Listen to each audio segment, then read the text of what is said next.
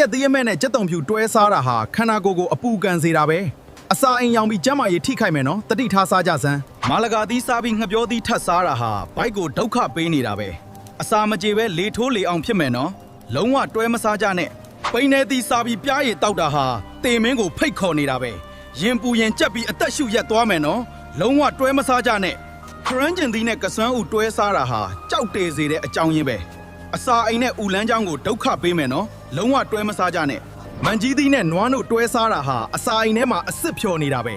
အစာမကြေပဲဘိုက်အောင်ဘိုက်နာဖြစ်မယ်နော်လုံးဝတွဲမတောက်ကြနဲ့လိမ်မောသီးနဲ့နွားတို့တွဲတောက်တာဟာဘိုက်ထဲမှာအစ်စ်ဖြော်နေတာပဲအစာမကြေပဲအချမ်းပေါက်ပြီးဒုက္ခရောက်မယ်နော်လုံးဝတွဲမတောက်ကြနဲ့ရွှေဖရုံသီးနဲ့ပစွန်တွဲစားတာဟာဘိုက်ကိုဒုက္ခပေးနေတာပဲဝမ်းပြက်ဝမ်းမလျှောဖြစ်ပြီးဆေးရုံရောက်သွားမယ်နော်တတိထားစားကြစမ်းဒီဗီဒီယိုကမင်းအတွက်အကျိုးရှိတယ်ဆိုရင်မင်းရဲ့တငယ်ချင်းတွေကိုလည်း share ပေးလိုက်ကြအောင်အပေါင်းလေးနဲ့အသေးလေးပေးဖို့မမေ့နဲ့အောင်နော်ဒါမှငါလည်းနောက်ဗီဒီယိုတွေလုပ်ဖို့အားရှိမှာပေါ့